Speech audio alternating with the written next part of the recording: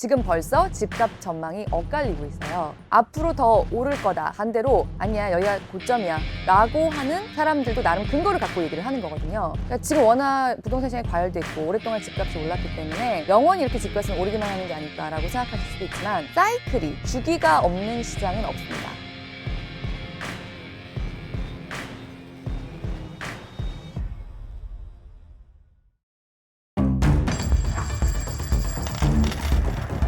지금 가장 강력하게 얘기하는 게 파리 대책, 그리고 작년에 9.13 대책, 그리고 이번에 나온 분양가 상한제 이렇게 세 가지 정도를 얘기를 하는데, 근데 파리의 핵심은 서울을 비롯한 인기 지역 몇 곳을 투기 지역, 투기 과열 지구, 또 조정 지역 이런 것들로 지정을 하고 이 지역들에서 대출 규제를 강하게 합니다. 정부는 집을 거주 공간이 아니라 투기 수단으로 전락시키는 일은 용납하지 않겠습니다. 그리고 특히 다주택자는 양도소득세. 그러니까 내가 집을 샀다가 나중에 팔 때 집값이 많이 올라 있으면 내가 이익을 그만큼 많이 보겠죠. 그 이익을 세금으로 많이 덜어내도록 하는 그런 식의 어떤 정책도 나오고요. 그다음에 대신에 다주택을 갖고 싶으면 임대사업자 등록을 해라. 그러면 세금도 투명하게 낼 테고 시장이 깔끔해지지 않을까. 이런 대책들이 핵심이었습니다. 이렇게 양도소득세를 중과를 하면 한 채를 더 사려고 하다가 안 살 수도 있고 그거를 실제로 시행하기 전까지 유예기간을 좀 두잖아요. 이 기간에 지금의 다주택자들이 좀 팔았으면 좋겠다. 양도소득세를 중과받기 전에. 이게 정부가 기대했던 모습인데요. 파리 대책이 나온 직후에는 좀 효과가 있었어요. 근데 이것도 오래가지 못한 거는 지금 저금리죠.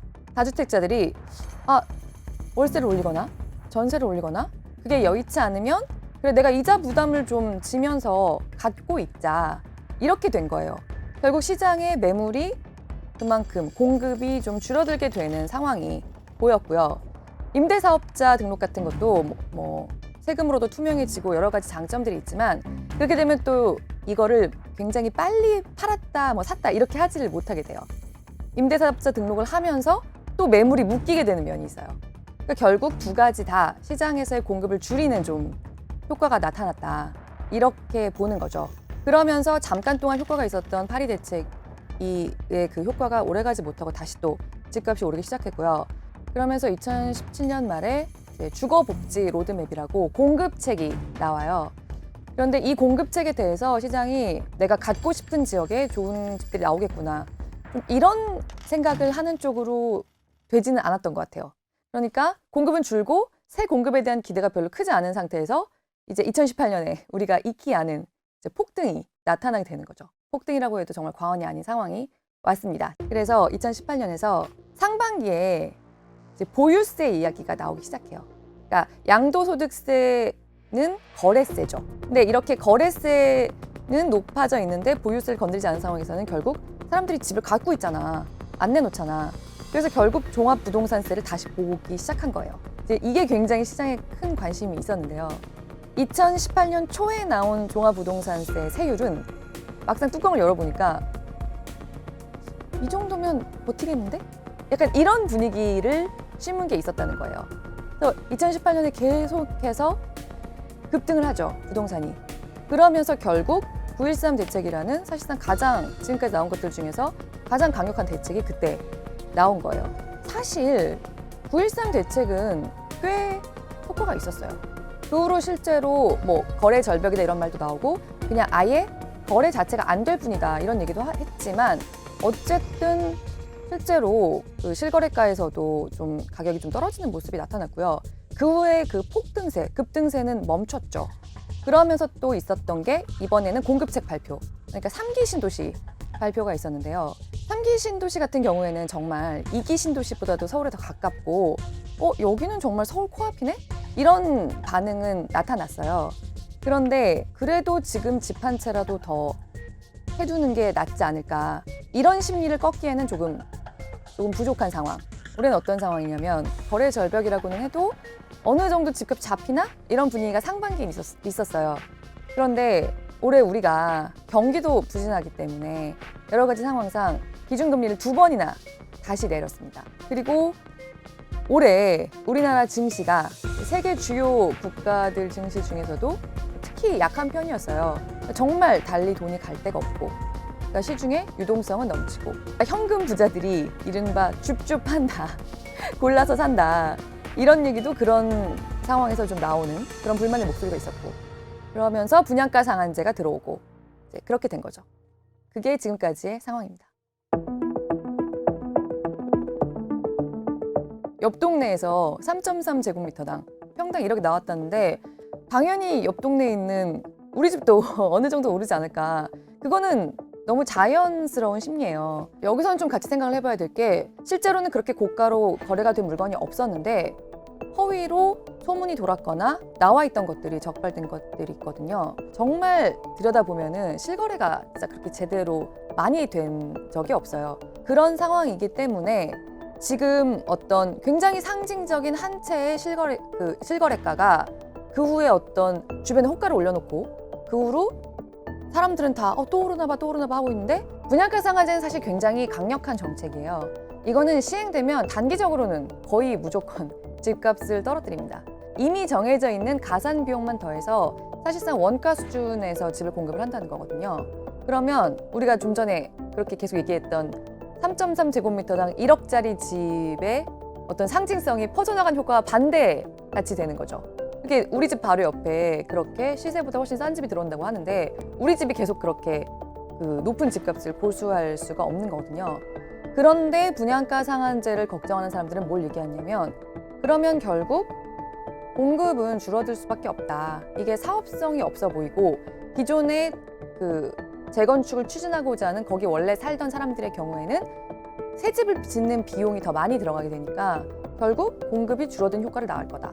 그러면 장기적으로는 결국 다시 집값을 올리는 그런 시장이 왜곡되는 상황을 낳지 않을까 그거를 걱정을 하는 거예요. 그리고 완전히 다른 방향에서 또 하나 얘기가 나오는 목소리가 있습니다.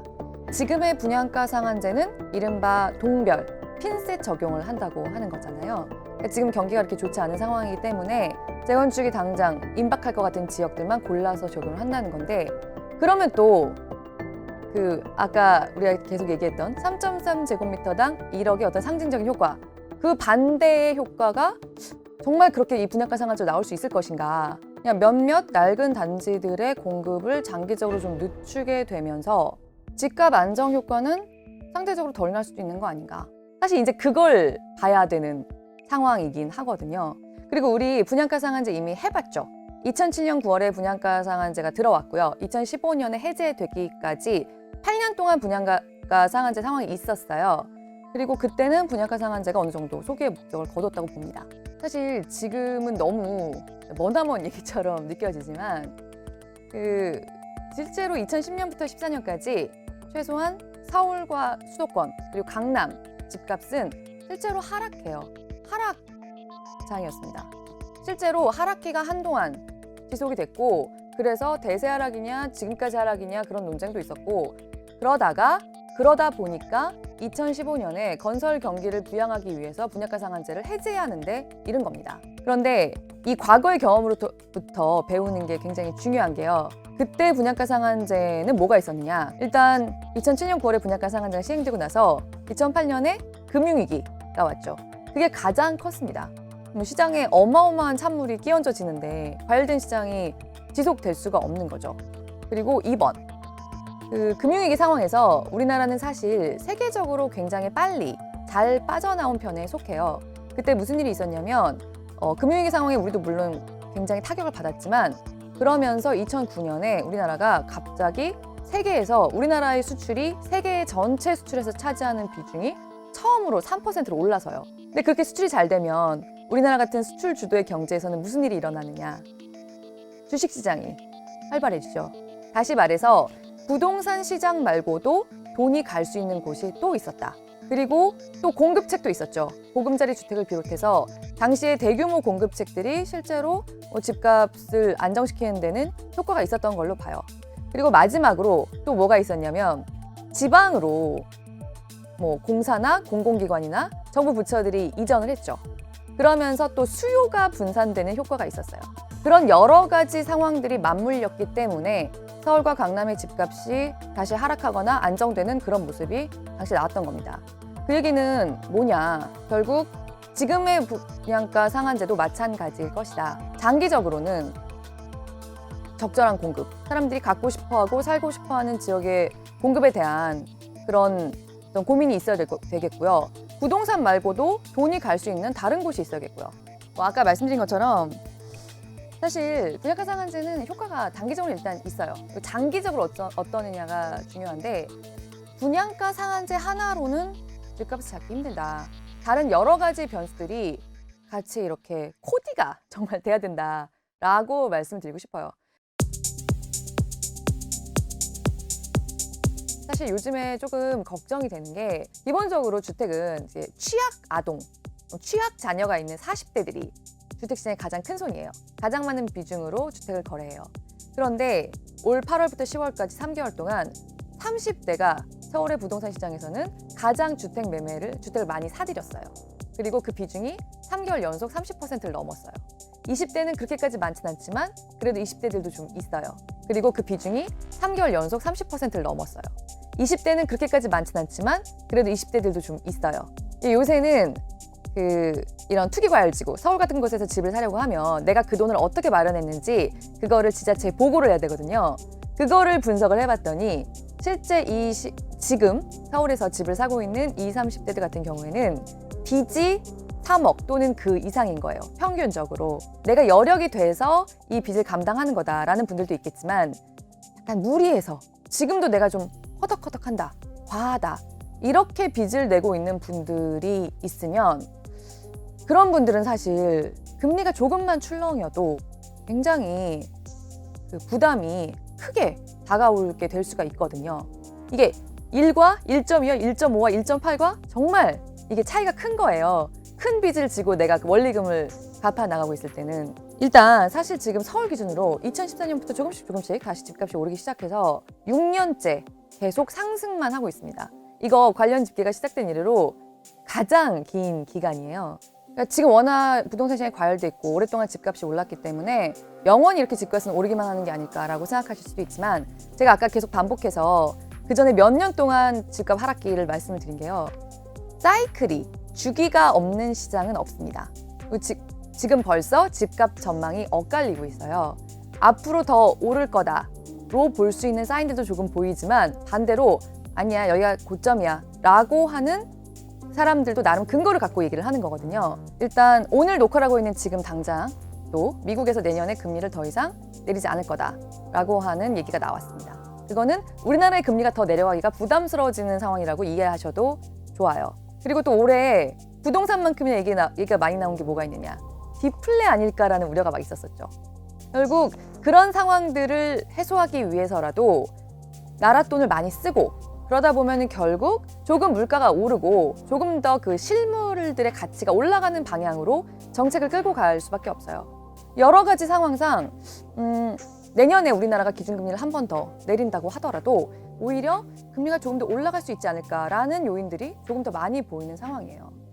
사실 시중금리는 그만큼 안 내릴 수도 있는 그런 상황이 벌써 보이고요. 실제로 우리나라가 올해 기준금리를 2번 내렸는데요. 첫 번째 내렸을 때는 시중의 금리도 그대로 반영돼서 내려갔어요. 그런데 두 번째 금리를 내리고 난 다음에는 오히려 시중금리는 한동안 반대로 올라가는 모습을 보였습니다. 그것도 좀 해소가 되기는 하겠지만 실제로 시장에서의 금리는 그렇게 더 내려가기가 쉬운 상태는 아니라는 거예요. 그러니까 이런 상황에서 다시 한번 말씀드리지만 내가 빚을 감당할 수 있다. 그러면 사는 겁니다. 정말 실거주를 하기 위해서 집을 사는 건 필요한 일이고요. 그런 각자의 필요에 따라서 각자의 선택이 다른 건 당연한 건데 앞으로 계속 대세 상승할 걸로 생각하면서 집을 사시는 거는 정말 신중하게 생각하셔야 한다. 내가 감당할 수 없는 빚 혹은 조금만 금리가 올라가도 굉장히 허덕이게 되는 빚 그런 정도의 상황을 만들지 않는 것이 지금은 베스트다. 네, 그게 안전하다고 꼭 말씀을 드리고 싶습니다.